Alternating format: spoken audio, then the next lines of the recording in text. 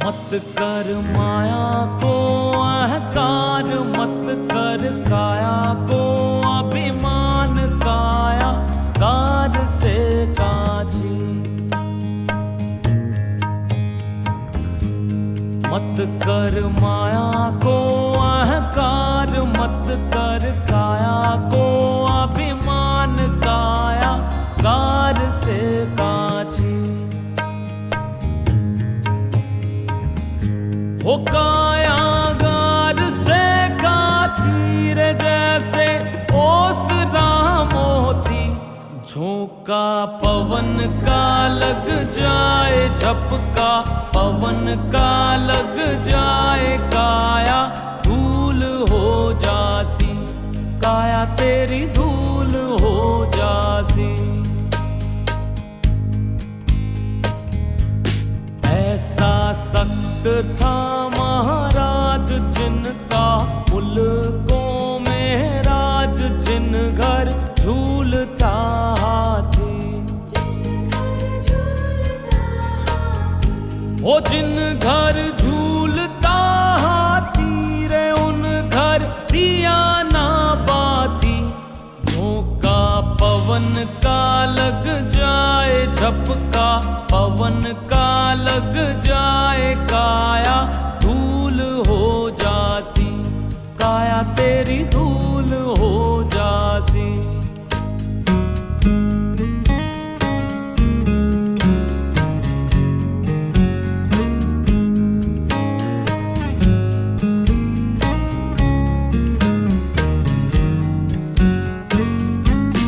उठ गया सिंदड़ा रो तेल, बिखर गया सब निज खेल, बुझ गई दिया की बातें।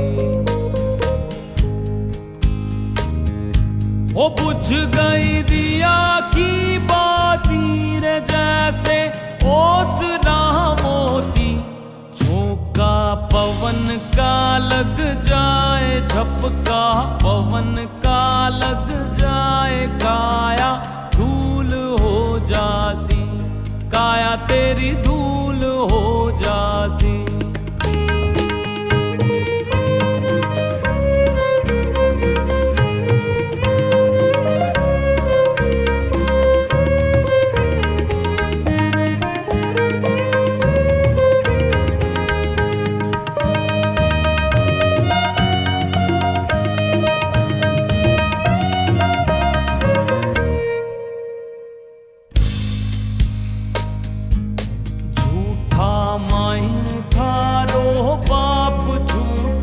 सकल परिवार झूठी कूटता छाती।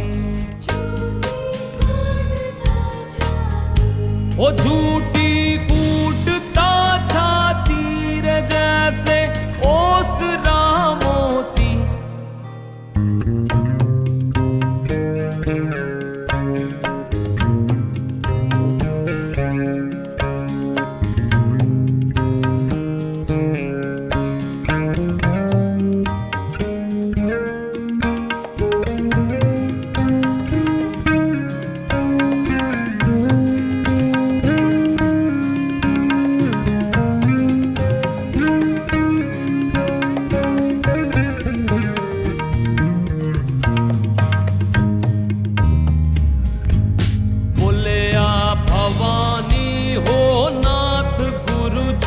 सिर पे धरे हाथ जिनसे मुक्ति मिल जासी।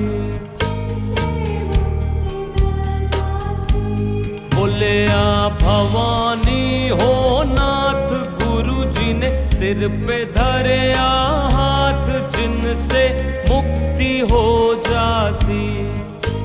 Hello hello hello hello hello hello hello hello hello hello hello hello hello जिनसे मुक्ति मिल जासी रे जय वेरी गुड इवनिंग भाई, मोती वेरी गुड झोंका इवनिंग। क्या हाल चाल है मेरे दोस्तों? झोंका।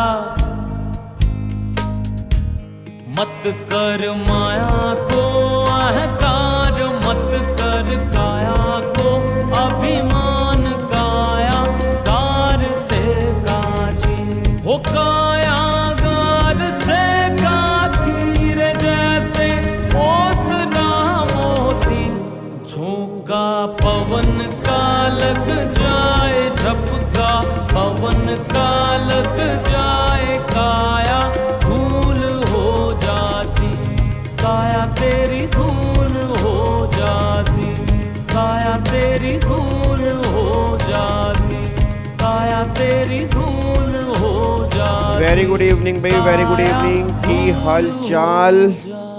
वधिया हो सारे? मस्त मौज बहार, जिंदगी बढ़िया है आप सभी की?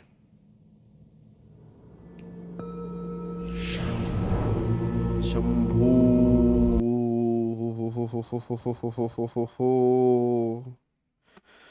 हाँ जी, very good evening Srishti, very good evening Shivani, very good evening जी सर जी। कैसे हो आप? मैं बहुत बढ़िया हूँ यार। तुम सब सुनाओ, तुम सब कैसे हो? तुम्हारी तैयारी सही चल रही है?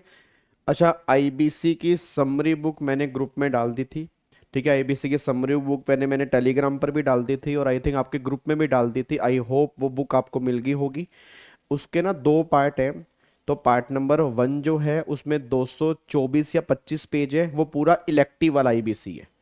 एक दो बच्चों के डाउट आए थे कि सर क्या हम इसको एग्जाम में लेके आ सकते हैं? तो बिल्कुल लेके आ सकते हो, कोई दिक्कत वाली बात नहीं है। बट ऑब्वियस सी बात है, पहले आपने एक बार उसको पढ़ा हो, ठीक है ना। पहले आपने एक बार उसको पढ़ा हो, एक बार गो थ्रू कर लिया हो। ये बुक रिवीजन के लिए तुम्हारे काम आ सकती है कि हाँ भाई, अगर आपको इतना बल्कि आईबीसी नहीं रिवाइज हो रहा तुमसे, तो 225 पेज के अंदर पूरा का पूरा आईबीसी इलेक्टिव वाला तुम पूरा रिवाइज कर सकते हो, ठीक है। उसके बाद जो एक दूसरी पार्ट नंबर था, वो आई थिंक 150 पेज की बुक है। उसके अंदर सीआर वाला ईबीसी है। जो सीआर वाला ईबीसी 40 मार्क्स का है, उसको 150 पेज के अंदर मैंने कंसाइज करने की कोशिश की है। तो अगर आपको सीआर वाला ईबीसी पढ़ना तो आप वहां से पढ़ सकते हो, ठीक है। और होपफुल यार, हमारी 17 तारीख है, 20 तारीख को एक बुक मैं आपको और दूंगा, और वो बहुत पतली बुक होगी। उसके अंदर सारे के सारे केस लॉज होंगे। तो जितने भी आपके आईबीसी के केस लॉज है ना, मतलब जितने भी चैप्टर में केस लॉज दिए हुए हैं, वो चैप्टर वाइज मैंने कंपाइल करके एक बुक तैयार करने की कोशिश की है। तो आई थिंक आपको बहुत हेल्प मिलेगी, क्योंकि आपके एग्जाम में बहुत सारे केस लॉज आते हैं। और मैंने पैटर्न भी वही सेम बनाया कि यहाँ पे साइड में केस लॉ का नाम होगा, और फिर यहाँ पे उसने उस केस लॉ के अंदर क्या लिखा गया है, वो सारी बातें वहां पे होंगी जी, ठीक है। तो आई थिंक वो बहुत पतली बुक बनेगी, आपको पढ़ने में अच्छा लगेगा। वो सारे के सारे केस लॉज हैं। अगर आपको मतलब होता है ना कि सर सारे के सारे केस लॉज हमें कैसे पता लगेंगे, भाई पढ़ तो लिए, अब इतने सारे केस लॉ कहाँ, कैसे केस लॉ कहाँ कहाँ थे, तो उसकी एक बुक आपको मिल जाएगी इलेक्टिव वाली, जिसके अंदर सारे केस लॉ होंगे। और फिर उसी में से मैं फिल्टर करके जो सीआर वाला ईबीसी होगा, उसके कौन कौन से केस लॉ होंगे, उसको फिर मैं अलग कर दूंगा, ठीक है ना। तो मतलब उसके भी 2 पार्ट आपको मिलेंगे। एक तो इलेक्टिव वाला जो आईबीसी है, उसमें सारे केस लॉ कितने हैं वो मैं आपको दे दूंगा। फिर उसी में से सीआर वाले आईबीसी में जो मतलब पोर्शन होगा, उसका फिर मैं आपको अलग दे दूंगा, ठीक है। पक्का पक्का, कोई दिक्कत वाली बात तो नहीं है? चलो अच्छा, आपको मैं कुछ, हमारी लास्ट क्लास आई थिंक 6 तारीख को हुई थी, 6 या 7 तारीख को हमारी लास्ट क्लास हुई थी। उसके बाद फिर आपको मैंने कहा था 2 क्लास आपने देखनी है। एक तो मैंने कहा था आपको क्लास देखनी है आपकी कौन सी क्लास, हाँ, एक तो पीपीआईआरपी वाली क्लास मैंने कहा था कि आपको पीपीआईआरपी वाली क्लास देखनी है।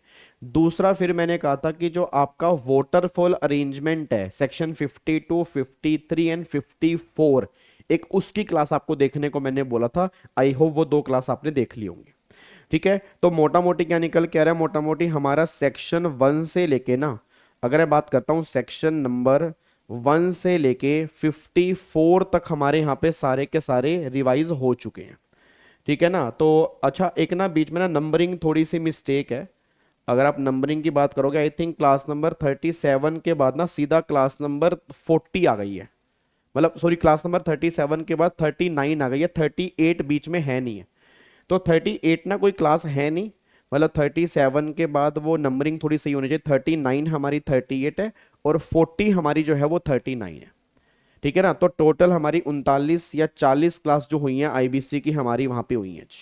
ठीक है ना। 39 या 40 क्लास जो हुई हैं हमारी आईबीसी की हुई हैं, बस ये पर ध्यान दो। अच्छा, अब हमारा सेक्शन नंबर 55 से हमारा बैलेंस बचा हुआ है, ठीक है ना। 55 से हमारा बैलेंस बचा हुआ है, तो 55 से लेके यहाँ पर, अच्छा 55 से लेके 58 तक के जो सेक्शन है ये हमारे फास्टैग सीआरपी के हैं। ये किसके हैं? फास्टैग सीआरपी के हैं। फिर 59 जो आपका सेक्शंस है वो आपका वॉलंटरी लिक्विडेशन का है, मतलब 59 जो है वो आपका वॉलंटरी लिक्विडेशन का है। फिर 60 से लेके 62 तक के सेक्शंस हैं वो अपील वाले हैं, मतलब 60 से लेके 62 तक के सेक्शन जो है वो अपील वाले हैं। फिर 63 से लेके बैलेंस जो सेक्शंस है ना वो सारे के सारे पेनल्टी वाले सेक्शन है। और ये पेनल्टी वाले सेक्शन देना ना, पेनल्टी वाले सेक्शन सीआर वाले आईबीसी में नहीं है। अगर आप मॉड्यूल चेक करोगे आपको सीआर वाले आईबीसी में देखने को नहीं मिलेंगे, आपको इलेक्टिव वाले आईबीसी में देखने को मिलेंगे, सीआर के अंदर नहीं मिलेंगे। तो सीआर वाले आईबीसी में आप ये मान के चलना कि सीआर वाले आईबीसी में हमें सेक्शन 62 तक ही करना है। मतलब अगर हमारा सेक्शन नंबर 62 तक हो जाता है तो फिर आईबीसी जो सीआर वाला है वो हमारा पैक हो जाएगा, ठीक है। फिर एक बच्चों का और डिमांड आई थी कि सर क्रॉस बॉर्डर इंसॉल्वेंसी एक टॉपिक है, आप अगर उसको भी रिवाइज करवा दोगे तो अच्छा हो जाएगा। तो क्रॉस बॉर्डर इंसॉल्वेंसी भी मैं करवा दूंगा, ठीक है। कोशिश करूंगा अब तुम्हारी क्लास जो होगी वो होपफुली डेली बेस पे होगी, तो 4-5 मतलब मैक्सिमम 5 क्लास का हम टारगेट लेके चल रहे हैं कि 5 क्लास आपकी आईबीसी की और होंगी, जिसमें हम पूरा का पूरा आईबीसी जो भी हमारा बचा हुआ है उसको हम रिवाइज कर लेंगे। फिर इन 5 क्लास के बाद फिर आपको मैं केस स्टडी देनी स्टार्ट करूंगा, जो केस स्टडी हमारी पेंडिंग चल रही है अभी, ठीक है ना। वो थोड़ा घर की शिफ्टिंग के चक्कर में, वो सारा स्टूडियो के चक्कर में मैं पीछे काम मतलब टाइम मेरे को मिल नहीं पाया, तो अब एक बार शिफ्टिंग भी हो गई है, स्टूडियो भी सेट हो गया है, तो अब कोई दिक्कत वाली बात नहीं है। तो जैसे आपकी 5 क्लास होंगी फिर मैं आपको केस स्टडी देनी स्टार्ट करूंगा, तो वो केस स्टडी आप उसको मतलब ना प्रिपरेशन करोगे। अगर उसमें कोई डाउट होगा देन फिर उसकी मैं क्लास और रख लूंगा जो भी आपकी केस स्टडी की होगी, ठीक है। डन, क्लियर है जी। चलो अब एक बार फटाफट से यहाँ पे आ जाओ, इधर देखो ध्यान से। अब यहाँ पर ये टॉपिक हमें स्टार्ट करना है आज वाली क्लास में। हम एक बार सेक्शन नंबर 59 हम यहाँ पे देखने जा रहे हैं। सेक्शन नंबर 59 जो हमारा है दैट इज वॉलंटरी लिक्विडेशन का। अब इसमें से क्या क्वेश्चन बनता है? बिल्कुल बनता है, इसमें से एक क्वेश्चन आपके एग्जाम के अंदर बनेगा 5 नंबर का, ठीक है। मतलब नॉर्मली हर बार एग्जाम में देखा गया है कि वॉलंटरी लिक्विडेशन में से एक क्वेश्चन आपके एग्जाम में बनता ही बनता है, तो हो सकता है 5 नंबर में इस चैप्टर में से क्वेश्चन तुम्हें देखने को मिल जाए, ठीक है। चलो अब एक बार यहाँ पे आ जाओ जी, इधर देखो ध्यान से। अब यहाँ पे उसने लिखा है कि पहली बात तो वॉलंटरी लिक्विडेशन होता क्या है। अच्छा एक बात मेरे को बताना, वॉलंटरी लिक्विडेशन का मतलब क्या होता है? देखो एक तो होता है कंपलसरी लिक्विडेशन। कंपलसरी लिक्विडेशन का मतलब क्या है कि हमारे पास अब कोई सोल्यूशन नहीं है, उस कंपनी को रिवाइव करने की हमने पूरी कोशिश की है बट वो कंपनी अब रिवाइव हो नहीं सकती, तो उसको लिक्विडेट करना ही पड़ेगा, उसको बोलते हैं कंपलसरी लिक्विडेशन। उसको क्या बोलते हैं? Compulsory liquidation. दूसरा होता है वॉलंटरी लिक्विडेशन। वॉलंटरी का मतलब क्या होता है? अपनी इच्छा से, मतलब वॉलंटरी मतलब स्वेच्छा, अपनी इच्छा से। मतलब मैं सोलवेंट हूं, मतलब मेरे पास पहली बात तो कोई डेट ही नहीं है, और दूसरी बात अगर डेट मेरे ऊपर है भी है तो डेट को चुकाने का पैसा मेरे पास है, मतलब मैं पूरा डेट चुका सकता हूं, फिर भी मैं लिक्विडेट होना चाह रहा हूं, उसको बोलते हैं वॉलंटरी लिक्विडेशन। क्या बोलते हैं जी? Voluntary liquidation. तो गवर्नमेंट कह रही है वॉलंटरी लिक्विडेशन का मतलब होता है कि या तो आपका डेट ही नहीं है या आपका डेट है बट आपके पास इतना पैसा है कि उस डेट को आप चुका सकते हो, तो फिर गवर्नमेंट कह रही है वो कैटेगरी जो है वो वॉलंटरी लिक्विडेशन वाली कैटेगरी में आ जाएगी। अब अगर कोई कंपनी अपने आप को खुद लिक्विडेट करना चाहती है तो वो किस तरह से अपने आप को लिक्विडेट करेगी वो हमें यहाँ पे देखना है। बात समझ में आ रही ना? अगर मान लो मैं हूं, मैं अपने आप को लिक्विडेट करना चाहता हूं, तो अगर मैं अपने आप को लिक्विडेट करना चाह रहा हूं तो किस तरह से करूंगा, एक सेकंड रुकना जी, वो हमें यहाँ पे देखना होगा।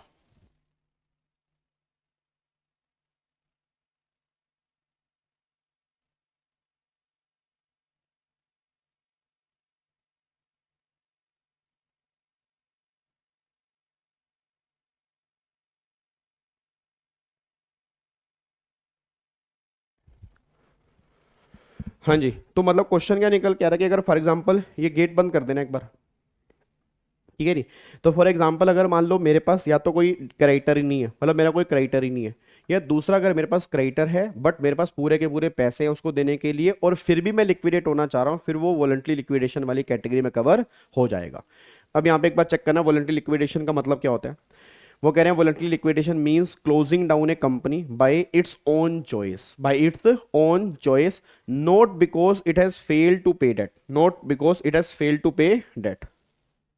ठीक है, अब वो कह रहे हैं it's use when the company is financially healthy. ये कब होता है? जब कंपनी फाइनेंशियली हेल्दी हो, मतलब सोलवेंट कंपनी हो, but wants to wind up, but वो अपने खुद वाइंड अप होना चाह रही हो पीसफुली, मे बी बिकॉज, अब क्यों होना चाह रही है? The promoter don't want to continue business, promoter जो है वो बिजनेस कंटिन्यू करना नहीं चाहते। प्रमोटर कहते हैं कि नहीं, हमें बिजनेस कंटिन्यू करना ही नहीं है, हमें लिक्विडेट करो, हमारी कंपनी बंद करो, हमारा पैसा हमको वापस करो, हम इस कंपनी में काम करना ही नहीं चाहते। तो हो सकता है उस केस में वॉलंटरी लिक्विडेशन की बात हो सकती है। दूसरा, the purpose of company is complete. भाई जिस पर्पस के लिए कंपनी बनाई थी वो पर्पस कंप्लीट हो चुका है। अब जिस पर्पस के लिए कंपनी बनाई वो पर्पस ही खत्म हो गया। अब जब पर्पस ही कंप्लीट हो गया तो वो कंपनी चला के अब क्या करेंगे? जब हमारा कोई काम कंप्लीट हो गया तो बात खत्म हो गई ना। तीसरा, they just want to exit from the market, वो मार्केट से एग्जिट लेना चाहते हैं, तो इसलिए लिक्विडेशन की रिक्वायरमेंट है। This process is provided under section 59 of the insolvency and bankruptcy code 2016। ठीक है, उसके बाद देखो अगला पॉइंट क्या है। वो कह रहे हैं what did the BLRC banking law reform committee से। अब बीएलआरसी इस बारे में क्या कहता है? कह रहा है the BLRC the committee that design that IBC said that if a company has not been defaulted, has no debt, या तो उसका कोई डेट नहीं है, it should be allowed to voluntarily liquidate itself easily. So the idea was to give an easy exit option to honest company that are not in financial trouble. This also ensure that the company is not cheating or defrauding creditors। मतलब ये देखना है कि company किसी को cheat तो नहीं कर रही। भाई तुम लिक्विडेट हो रहा, लिक्विडेशन का पर्पस क्या है? भाई तुम्हें किसी को डिफ्रॉड करना तो नहीं है, ये प्रॉब्लम तो नहीं है, तो वो भी हमें यहाँ पे देखनी पड़ेगी। In short, voluntary liquidation simple exist for solvent company, insolvency process for company in default. अब यहाँ पे शिफ्ट फ्रॉम कंपनीज एक्ट, पहले कंपनीज एक्ट में इसके प्रोविजन होते थे, अब कंपनीज एक्ट से हटाकर इन्होंने प्रोविजन कहाँ पे कर दिए? अब प्रोविजन जो कर दिए वो इंसॉल्वेंसी लॉ के अंदर कर दिए। Earlier the companies act 1956 and 2013 deal with voluntary winding up by the members and winding up by the creditors. मतलब ये प्रोविजन जो है पहले आपके कंपनीज एक्ट के अंदर होते थे, बट आफ्टर आईबीसी केम इन 2016, जब आईबीसी 2016 में आया तो क्या हो गया?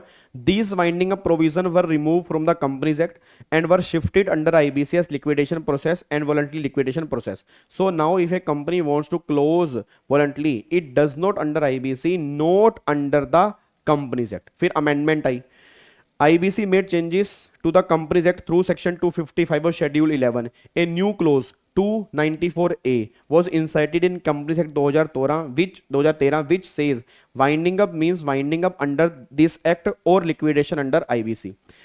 उसके बाद that means the winding up now also include liquidation under IBC. अब फिर removal of certain provision because IBC took over the subject of liquidation, the companies act no longer contain voluntary winding up provision and winding up due to inability of pay debt. मतलब पूरी की पूरी कहानी इन्होंने बताई है कि पहले क्या था, फिर क्या था, फिर क्या था। कंक्लूजन क्या निकल के आ रहा है? कंक्लूजन निकल के आ रहा है कि आज अगर कंपनी का कंपलसरी वाइंडिंग अप करना है, क्यों करना है? क्योंकि वो कंपनी डेट पे करने के अनेबल हो गई थी, तो अब आईबीसी लॉ में होगा। दूसरा, कंपनी का वॉलंटरी वाइंडिंग अप करना है, ठीक है ना, तो भी अब आईबीसी लॉ के अंदर ही होगा। ये दोनों प्रोविजन जो है आईबीसी के अंदर है। Now both this matter are govern entirely by IBC code. Two situation, पहला डिफॉल्ट वर्सेस नो डिफॉल्ट, या तो डिफॉल्ट है या डिफॉल्ट नहीं है। अगर डिफॉल्ट है और आप पैसा नहीं चुका पाए तो उस केस में कंपलसरी वाइंडिंग अप होगा। कोई डिफॉल्ट नहीं है फिर भी तुम अपनी कंपनी बंद करवाना चाह रहे हो तो फिर वो वॉलंटरी वाइंडिंग अप के अंदर आएगा। देखो जी यहाँ पर IBC divide liquidation cases into two broad category. पहला, when there is a default, मतलब company is insolvent, company can not go for voluntary liquidation directly, it must go through CIRP first. If CRP fail then liquidation under 33 happen.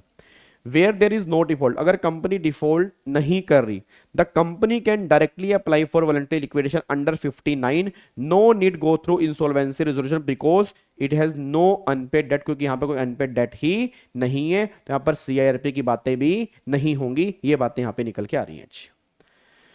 अब उसके बाद steps क्या क्या हैं जी? Voluntary liquidation में कौन कौन से स्टेप्स इन्वॉल्व होते हैं? इट मींस अगर कोई कंपनी खुद लिक्विडेट होना चाह रही है तो वो खुद कैसे लिक्विडेट होगी? पहला, voluntary liquidation step by step explanation. पहला जी कह रहे हैं voluntary liquidation means a company decide to close down its own, अपने आप बंद होने वाली बात है, not because it has gone bankrupt but because it wants to exit voluntary.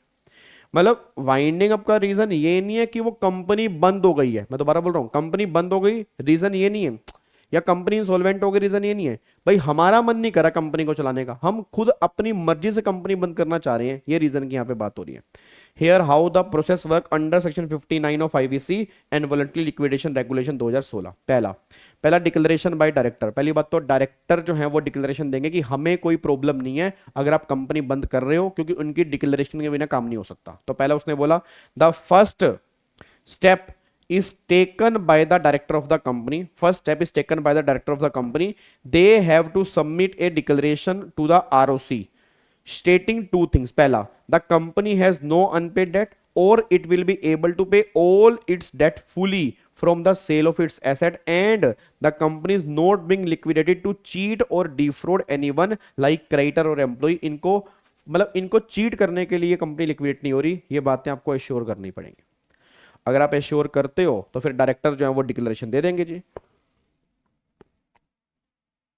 ठीक है। अगर आप एश्योर करते हो तो डायरेक्टर जो हैं फिर आपको यहां पर लिक्विडेशन मतलब डिक्लेरेशन दे देंगे, कोई दिक्कत वाली बात नहीं है। This declaration is made in writing and verified bye affidavit. मतलब आपको कहते हैं ना एफिडेविट में कसम खाता हूं जो मैं बोल रहा हूं वो सच बोल रहा हूं, सच के अलावा मैं कुछ नहीं बोलूंगा, तो आपको एक एफिडेविट देना पड़ेगा। It shows the intention is genuine, it shows the intention is genuine. अब वो कह रहा है स्पेशल रेजोल्यूशन बाय मेंबर। अब यहाँ पे मेंबर भी एसआर पास करेंगे। भाई सिंपल सी बात है, पैसा लगा है मेंबर्स का, तुम उनके पूछे बिना थोड़ा कंपनी लिक्विडेशन में लेके जा सकते हो। भाई तुम लिक्विडेट करना चाह रहे हो, रीजन क्यों करना चाह रहे हो, तो पैसा किसका लगा है, मेंबर्स का। तो पहली बात तो यहाँ पे डायरेक्टर डिक्लेरेशन का, दूसरी बात मेंबर भी यहाँ पे एसआर पास करेंगे, तब जाके कंपनी खुद लिक्विडेशन में जा सकती है। उसने क्या बोला, within 4 week of making the above declaration, the company must hold a general meeting and pass a special resolution to approve the voluntary liquidation and appoint a liquidator to carry out the process. If the company owe any debt, if the company owe any debt, then before stating liquidation, it also need to approval of creditor representing at least 2/3 of the total debt value. पहली बात तो उसने क्या बोला, SR पास करना चाहिए। पहली बात तो क्या बोला, एसआर पास करना। दूसरा याद है कि कंपनी जो होती है वो वॉलंटरी लिक्विडेशन में कब जाती है, या तो उसका डेट ही ना हो, या उसका डेट हो और वो डेट पे करने के एबल हो। अब उसने वही बोला कि अगर डेट नहीं है तो मेंबर एसआर पास करें, काम खत्म। बट अगर तुम्हारा डेट है तो उस क्रेडिटर्स से भी तुम्हें अप्रूवल लेनी पड़ेगी। और कौन से क्रेडिटर, जिनके पास 66% वोटिंग पावर कम से कम है, अगर वो अप्रूव कर देंगे कि हाँ तुम लिक्विडेशन में चले जाओ तो हमें कोई दिक्कत नहीं है, क्योंकि अगर क्रेडिटर ने अप्रूव कर दिया हमें क्या दिक्कत है। तो मतलब जहां डेट है वहां पे क्रेडिटर की बात होगी, जहां डेट नहीं है तो ओनली फिर मेंबर्स की जो एसआर होगा वही बहुत बड़ी बात है। आगे देखो, this ensure that creditor agree to company decision to liquidate. अब आगे देखो जी, इंटीमेशन जी यहां पे बात हो रही है, intimation to ROC and IBO को बताना पड़ेगा। वंस द रिजोल्यूशन पास, अगर एक बार रिजोल्यूशन पास हो गया, the company must inform the ROC and the insolvency bankruptcy board of India within 7 days of the approval. ठीक है, this step ensure that regulatory authority are aware that the company is being entered voluntary liquidation. फिर public announcement होगी, claim मंगाए जाएंगे, वही same जो normal process होता है ना लिक्विडेशन के अंदर प्रोसेस होता है कि हाँ भाई क्लेम मंगाएंगे, क्लेम को वेरीफाई करेंगे, फिर आपको क्लेम दिए जाएंगे, वही सेम बात यहां पर भी निकल के आ रही है। देखो जी, within 5 days of the liquidation approval, जब लिक्विडेशन के अप्रूवल आ गए उसके 5 दिन के अंदर, the liquidator has to make a public announcement. The announcement is made in the newspaper and company की website.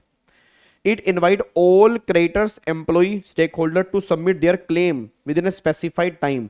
This help to identify everyone who has a right to receive money from the company. भाई जिसको पैसा company से लेना है अभी बता दो, क्योंकि अब ये कंपनी जो है वो लिक्विडेशन में जा रही है, ताकि हमें जिसका पैसा देना है वो पहले से पता हो जाए।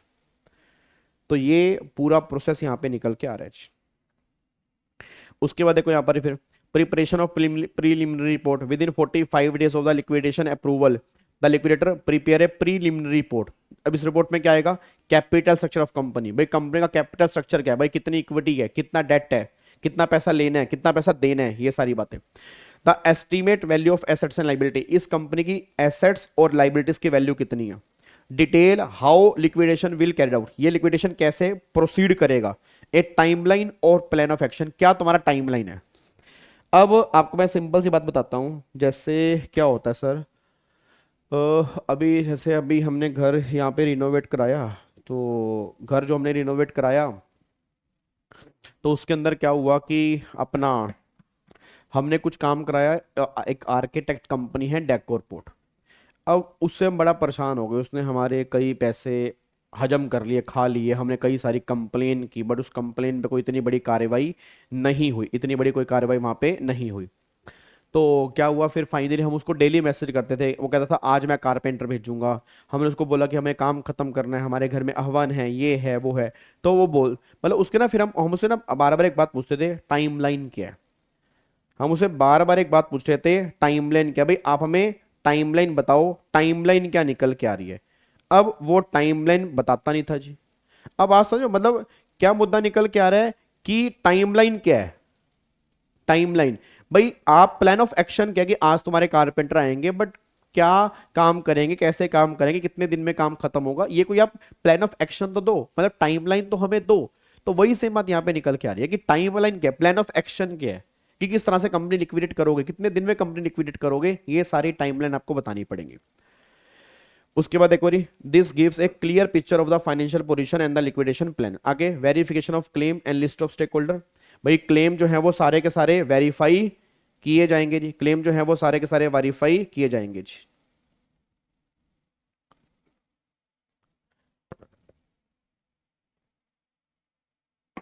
देखो री, once claim are receive the liquidator verify all claim, ठीक है, to check if they are genuine within 30 days from the last day for the submission, then within 45 days a list of stakeholders prepare showing who is entitled to receive money and how much. This ensure only valid creditors are included. फिर एक bank account open किया जाएगा, भाई जो पैसा आएगा एक separate bank के अंदर डाल देंगे और वहीं से हम पैसा फिर दिया करेंगे। नॉर्मल प्रैक्टिकल लाइफ में इसको एस्क्रो अकाउंट भी कहते हैं। तो the liquidator open a special bank account in a scheduled bank in the name of company followed by the word in liquidation voluntarily. All money received during liquidation like sale proceed, recoveries etc is deposited into this account. This keep the process transparent कि भैया सारा पैसा जो हम यहाँ पे रख रहे हैं बस ये पर ध्यान दो। उसके बाद sale and realisation of asset, the liquidator then sell the company asset, collect any unpaid money or capital and recover all dues owed to the company. This convert the company asset into cash or distribution, cash और distribution. अब यहां पे देखो री, distribution और of proceed. अब जो proceeds आ रही हैं आफ्टर कलेक्टिंग ऑल मनी, ध्यान रखना, after collecting all money the liquidator distribute its all to stakeholder, creditor, shareholder in the proper order of priority. This must be done within 30 days from the receipt of the money. फिर preparation and submission of final report, after completing all the above state the liquidator prepare a final report explaining how the liquidation was done, कैसे liquidation हुआ, how asset, कैसे asset बिकी, how money, कैसे money distribute की गई। उसके बाद फिर यहां पर confirmation that all obligation are settled, ये कंफर्म करना कि सारी ऑब्लिगेशन सेटल्ड हो गई। फाइनल रिपोर्ट सबमिटेड, अब किसको भेजेंगे, company ROC IBBI. Then the liquidator apply to NCLT to dissolve the company, और फिर एनसीएलटी ऑर्डर पास करेगा। Once the NCLT is satisfied, the liquidation is complete and everything is settled properly, it pass an order for dissolution of the company. This mean the company cease to exit legally. The liquidator then submit a copy to dissolution order of ROC within 14 days of receiving it. ये पूरा का पूरा process यहां पे निकल के आ रहा है। तो मतलब क्वेश्चन ये निकल के आ रहा है मोटा मोटी कि ये एक पूरा प्रोसेस है, एक कंपनी वॉलंटरी लिक्विडेशन में कैसे रहेगी, मतलब पूरा का पूरा प्रोसेस यहां पे निकल के आ रहा है कि एक कंपनी वॉलंटरी लिक्विडेशन में कैसे रहेगी।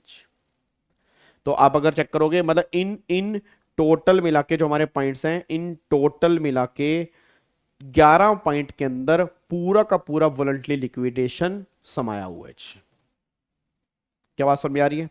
अब यहां पे आके देखो फिर यहां पर अब हु में इनिशिएट बोले, अब कौन इनिशिएट करेगा, ऑब्वियस सी बात है कंपनी खुद इनिशिएट करेगी। भाई यहां पर वो कॉन्सेप्ट तो नहीं है ना कि जहां सीआरपी कौन इनिशिएट करेगा, एफसी इनिशिएट करेगा, ओसी इनिशिएट करेगा या कॉर्पोरेट डेटर इटसेल्फ ये इनिशिएट करेगा, ऐसा तो कोई पॉइंट ही नहीं है। भाई ऐसा कोई पॉइंट ही नहीं है। तो फिर उसने बोला कि कौन इनिशिएट करेगा, तो कंपनी खुद इनिशिएट करेगी, तो कंपनी इंसॉल्वेंसी में जा रही है जी। तो एक corporate person who intend to liquidate itself voluntarily and has not committed any default में initiate voluntarily liquidation proceeding under the provision of this chapter. बस ये पर ध्यान दो।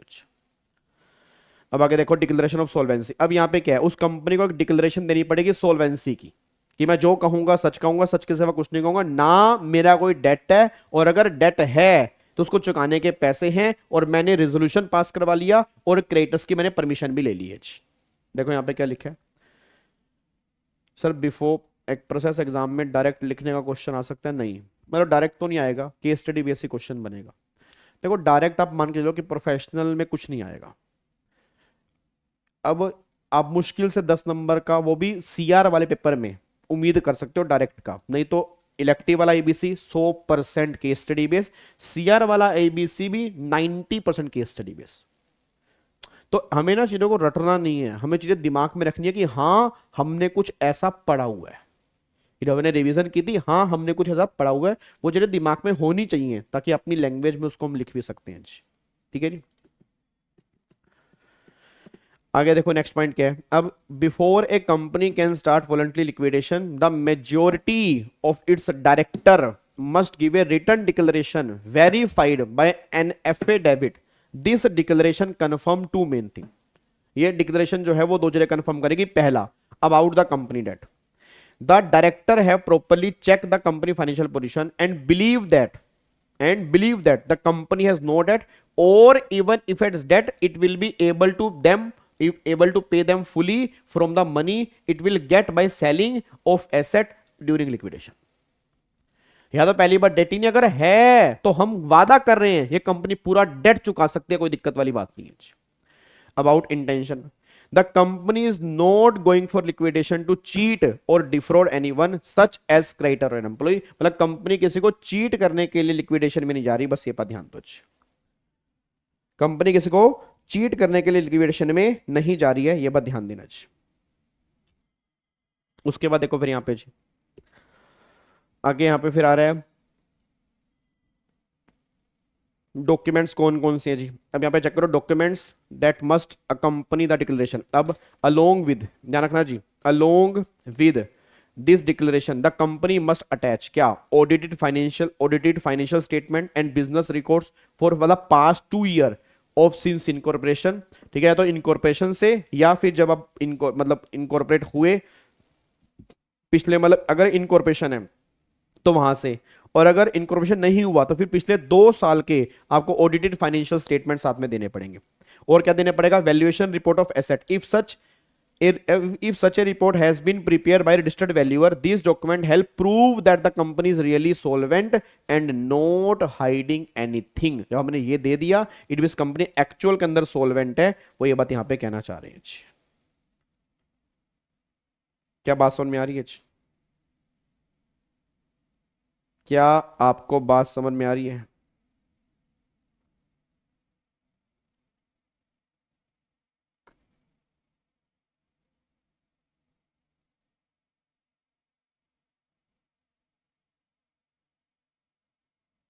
डन।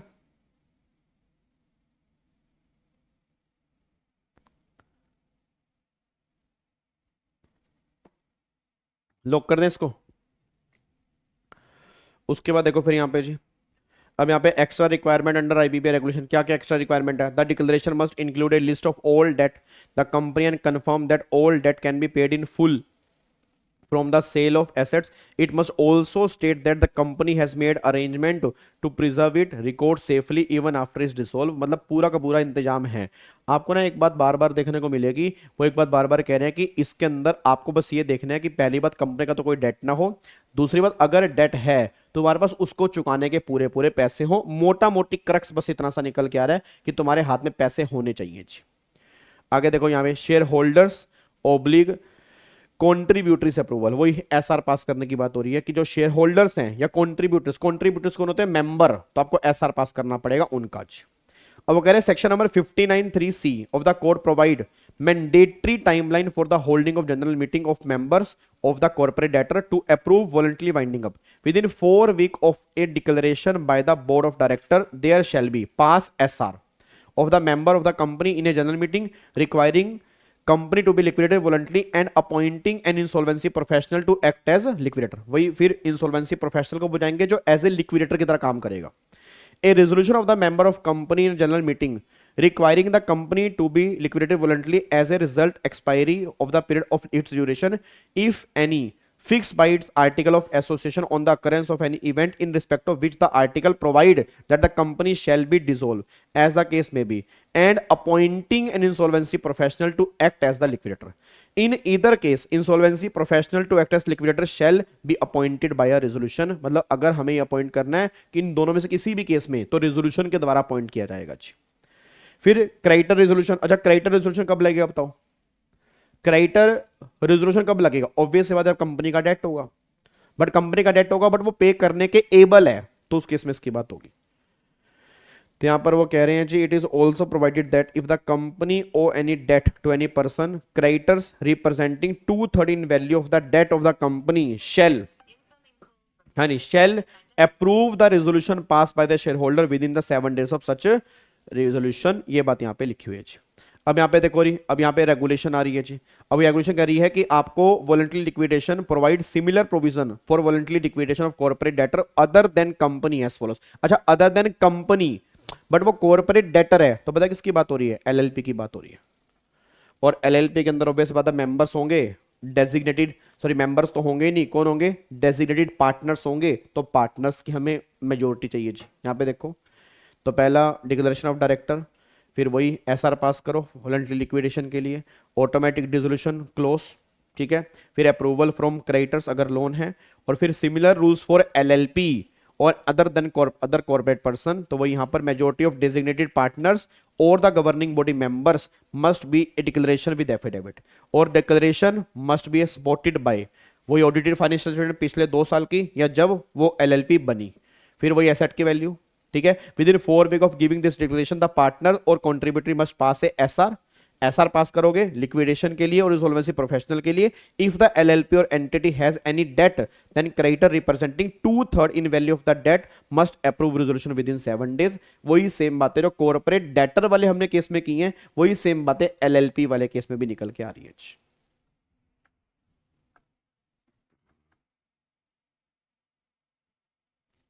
ठीक है जी. तो वही सेम बात यहां पे एलएलपी वाले केस में निकल के आ रही है, ये बात ध्यान देना जी. क्या बात समझ में आ रही है?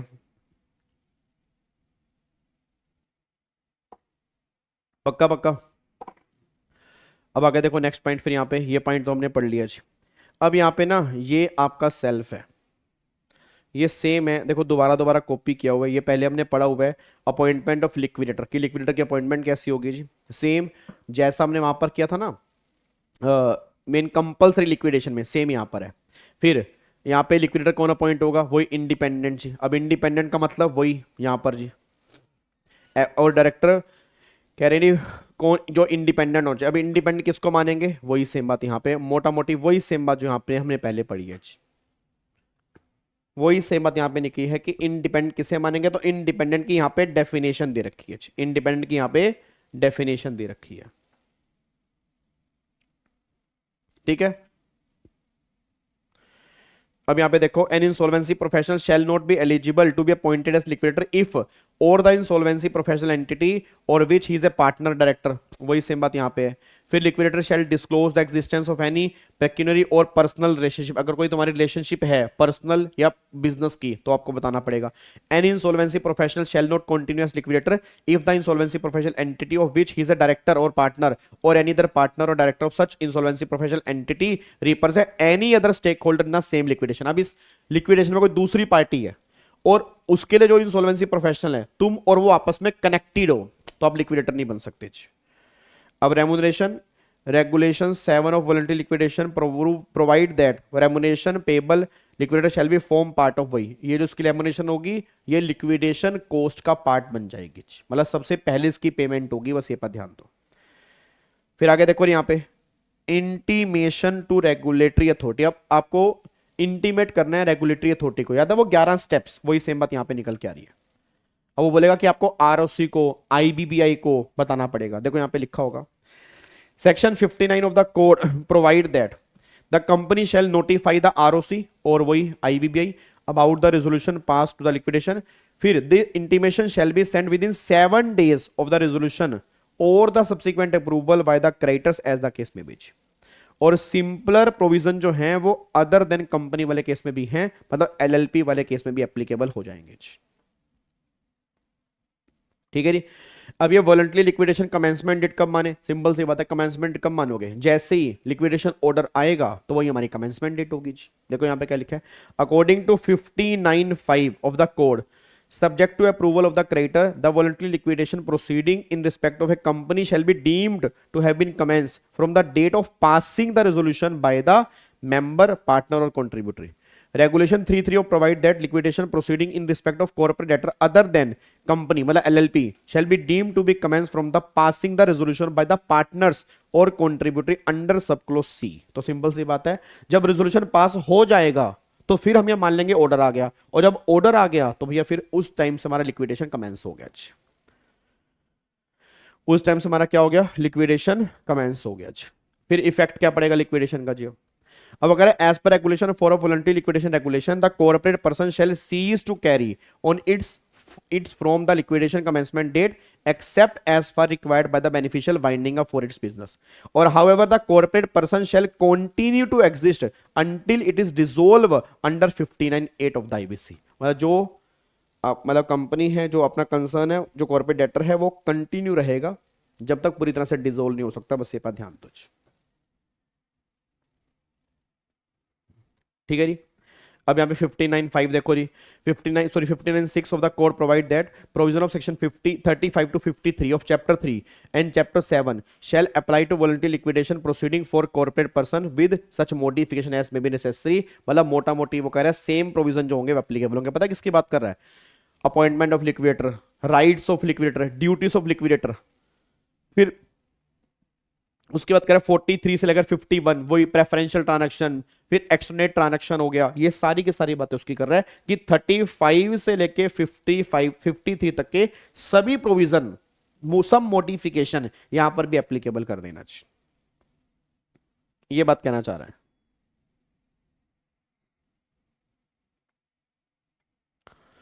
ठीक है जी। अब यहां पे किस किस केस में लिक्विडेशन होगा वो मैंने आपको बता दिया। अब मुद्दा क्या निकल के आ रहा है कि अब ये लिक्विडेशन की एप्लीकेशन हमें डालनी किसको है, एनसीएलटी को। एनसीएलटी को डालेंगे। देखो यहां पर क्या लिखा है, 59(7) of the code mandate the liquidator to make an application to the NCLT for dissolution of such corporate debtor where the affair of corporate debtor have been completely wound up and its asset completely liquidated। Regulation 38 of 3 वो कहता है liquidator shall submit the final report and the compliance certificate in form H along with the application under subsection 7 of the 59 to the adjudicating authorities। अब यहाँ पे NCLT के पास जाएगा, NCLT order पास कर देगा। एनसीएलटी क्या कर देगा, ऑर्डर पास कर देगा। देखो यहाँ पे क्या लिखा है, the NCLT shall an application file the liquidation under subsection 7 pass an order that the corporate debtor shall be dissolve from the date of that order and the corporate debtor shall be dissolved accordingly। Thus once the affair of the corporate debtor have been wound up, its asset completely liquidated and the liquidator shall make an application to the NCLT for the dissolution of the corporate debtor and corporate debtor shall dissolve by the order by the NCLT। बस ये पर ध्यान दो, मतलब जैसे NCLT का order आएगा अब ये जो है वो डिसॉल्व हो जाएंगे। बस ये पर ध्यान देना चाहिए। क्या बात मेरी समझ में आ रही है? पक्का पक्का, कोई दिक्कत वाली बात तो नहीं है। अब आगे यहाँ पर फिर पावर्स एंड फंक्शन, अब क्या क्या पावर्स एंड फंक्शंस हैं, अब ये सारी बातें वही स्टार्ट हो रही हैं। सारी की सारी बात आपको दिखाता हूँ। यहाँ पर क्लेम मंगाएंगे, ठीक है। पहले तो रिपोर्ट तैयार होगी, प्रीलिमिनरी और फाइनल रिपोर्ट। उसके बाद फिर यहाँ पर बुक्स ऑफ अकाउंट्स मेंटेन करने हैं। फिर प्रोफेशनल्स आप बुला सकते हो, वही सीएस अकाउंटेंट बुलाओ जो आपका मन करे। फिर कंसल्टेशन विद स्टेक होल्डर, उनसे कंसल्ट करना है। फिर एक्सटर्नेट क्रेडिट ट्रांजैक्शन, वही वाली आ गई सेक्शन नंबर 43 तक वाली। फिर पब्लिक अनाउंसमेंट बाय लिक्विडेटर, ठीक है। फिर यहां पर क्लेम मंगाए, अब क्लेम के साथ प्रूफ मंगाओगे। फिर claim by operational creditor, claim by financial creditor, फिर यहां पे claim by workman and employee, फिर इसको आप क्या करेंगे, claim by other stakeholder, फिर providing security interest, production of bill of exchange and primary note, substantiation of claim, वही फिर कॉस्ट ऑफ प्रूफ हो गया, आपको प्रूफ देना पड़ेगा। देन फिर वो क्लेम को वेरीफाई करेंगे, फिर वो क्लेम अगर एक्सेप्ट होंगे देन फिर वही आगे लिक्विडेशन का ऑर्डर पास हो जाएगा। ये सारी बातें आपकी यहां पे निकल के आ रही है। अब ये रेगुलेशन आपको दोबारा से एक बार पढ़नी है तो फटाफट से गो थ्रू कर लेना, मतलब मेरे अकॉर्डिंग तो इतना पढ़ने की नीड नहीं है। अगर दोबारा से पढ़नी है तो वो तुम्हारी मर्जी, आप दोबारा से एक बार रेगुलेशन पढ़ सकते हो। वैसे वैसे वैसे एक बार अगर गो थ्रू कर लोगे तो अच्छा है, मतलब मेरे अकॉर्डिंग एक बार गो थ्रू कर लोगे तो अच्छा रहेगा।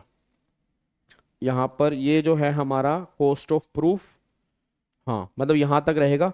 उसके बाद और भी कुछ रेगुलेशंस अभी यहाँ पे हैं, वेरीफाई करने की है, फिर लिस्ट ऑफ स्टेक होल्डर है, फिर एसेट को सेल किया, रियलाइजेशन ऑफ एसेट की रेगुलेशन है, 31 से स्टार्ट हो जाती है। फिर प्रोसीड्स ऑफ लिक्विडेशन, जो प्रोसीड्स आएगी उसको फिर डिस्ट्रीब्यूट करेंगे। अब डिस्ट्रीब्यूट करेंगे वही एक बैंक अकाउंट ओपन करेंगे, फिर उसको डिस्ट्रीब्यूशन करेंगे। अब डिस्ट्रीब्यूशन अकॉर्डिंगली वही प्रायोरिटी बेस पे करेंगे जी। अब कंप्लीशन जो होगा वो लिक्विडेशन का, अच्छा आप बताओगे लिक्विडेशन कितने टाइम में कंप्लीट होता है? लिक्विडेशन कंप्लीट होगा 270 डेज में। वैसे आईबीसी खत्म होने की टाइम लिमिट है 180 डेज प्लस में 90 डेज, ठीक है। फिर टोटल 330 दिन यहां पे है। Timeline for completion of liquidation process, regulation 37 provide करती है liquidator shall endeavor to complete the liquidation process of corporate debtor and submit the final report under regulation 38 कब? 270 days from the liquidation commencement date। और 90 days का तुम्हें extension यहां पे और मिल सकता है, बट ये एक्सटेंशन जो मिलेगा ये वन टाइम मिलेगा, ये बात ध्यान दो। अच्छा यहां पर एक पॉइंट और ध्यान देना, 270 डेज में जो कंपनी लिक्विडेट करनी है वो तब अगर वो सेक्शन 59(3) के सब क्लोज सी में ये अगर लिखा हुआ है तब, अदरवाइज बाकी सब केस में 90 दिन के अंदर लिक्विडेशन करना है भाई साहब। मतलब बाकी सब केस में 90 डेज में, जो सेक्शन 59(3), अगर मैं 59(3) पे जाता हूं, यहां पे हमारा सेक्शन नंबर 59(3) था जी, ये रहा हमारा सेक्शन नंबर 59(3), इसका यहां पर ये वाला पॉइंट कहना चाह रहे हैं, मतलब इस केस में कहना चाह रहे हैं कि यहां पे जो लिक्विडेशन है वो यहां पे मतलब 270 डेज लग सकते हैं। यहां पे 270 डेज लगेंगे, बाकी और कहीं भी क्लोज में लिक्विडेशन हो रहा है तो 90 डेज में लिक्विडेशन खत्म करना पड़ेगा, बस ये पर ध्यान दो। बट 59(3) के लिए 270 डेज है और बाकी सबके लिए 90 दिन में लिक्विडेशन प्रोसीडिंग जो है वो आपको खत्म करनी पड़ेंगी, ठीक है। उसके बाद फिर यहाँ पे अपना पैसा आ गया, डिस्ट्रीब्यूशन हो गया, कंप्लीशन हो गया लिक्विडेशन का, फिर फाइनल रिपोर्ट रेगुलेशन 38 में, और फिर सी कॉर्पोरेट वॉलंटरी लिक्विडेशन अकाउंट, ये एक अलग अकाउंट बनता है जी। और यहाँ पर फिर आएगा कोई बुक्स ऑफ अकाउंट्स आपको प्रिजर्व करने हैं, फिर कितने टाइम तक बुक्स ऑफ अकाउंट्स प्रिपेयर करने हैं वो यहाँ पे लिखा हुआ है। हाँ फिर यहाँ पर आगे केस लो हैं कि हाँ भाई इससे रिलेटेड जो हमारे कुछ केस लो दिए हुए हैं, चार पांच 1 2 3 केस लो मोटा मोटी यहाँ पे दिए हुए हैं, ठीक है। तो एक बार अब सुनो ध्यान से, अब इसको ये जो है ना, इसको अब एक बार ये रेगुलेशन जो है एक बार रीड कर लेना फटाफट से। इसको दिल पे नहीं लगाना रेगुलेशन को सारी, क्योंकि सेम रेगुलेशन है जो हमने सेक्शन 33 के अंदर पढ़ी थी, वही सेम बातें यहाँ पर डिट्टो सेम दी है। बस फर्क यह है कि वहां पर कंपलसरी लिक्विडेशन था, यहाँ पर वॉलंटरी लिक्विडेशन है, ठीक है। अब इसके केस लो जो यहाँ पर पेंडिंग पड़े हैं वो हम डिस्कस करेंगे, केस लो मैं करवा दूंगा, ठीक है। और कोई रेगुलेशन अगर तुम्हें समझ में नहीं आ रही, जैसे अब तुम रीड करोगे, अगर तुम्हें समझ में नहीं आ रही तो आप मुझे उसका व्हाट्सएप भेज देना, उस रेगुलेशन को भी मैं कल वाली क्लास में डिस्कस करके कल हम ये लिक्विडेशन वाला टॉपिक पूरा वाइंड अप करेंगे, सेक्शन नंबर 59। और कल वाली क्लास में ही मैं सेक्शन 60 से लेके 62 तक की भी तुम्हें रिवीजन करवा दूंगा, ठीक है। और फिर हमारा बचेगा फास्टैग सीआरपी, तो फिर हम उठा लेंगे फास्टैग सीआरपी। अब फास्टैग सीआरपी में नॉर्मली छोटी कंपनी के लिए एप्लीकेबल होता है, तो उसमें से भी कई बार एग्जाम में क्वेश्चन बन जाता है जी। सर मॉड्यूल कवर होने का सेटिस्फेक्शन मिल गया, चलो अच्छी बात है, सेटिस्फेक्शन मिलना बहुत जरूरी है, नहीं तो कई बार पेपर मेरा तैयार है क्वेश्चन मॉड्यूल से तो नहीं आ गया, कई बार रहता है ना क्वेश्चन मॉड्यूल से तो नहीं आ गया, हाई मॉड्यूल तो हमने पढ़ा ही नहीं है, तो वो तुम्हें कोई दिक्कत अब होनी नहीं चाहिए, ठीक है। तो एक बार मेरे को आप यहाँ पे व्हाट्सएप करके बता देना, ठीक है जी। चलो तो फिर बाकी मिलेंगे कल सेम टाइम पर ही मिलते हैं, कल शाम को 5 बजे, ठीक है जी, कल शाम को 5 बजे मिलेंगे। हाँ, अब शाम को हमारी क्लास जो रहेगी वो 5 बजे ही रहेगी, कल शाम को मिलते हैं 5 बजे और इसको पैकअप करते हैं। कोई डाउट होगा तो आप मुझे बता देना, ठीक है। ओके री, bye bye, ta ta, thank you so much, जय Hind, God bless you, love you all, bye bye, take care.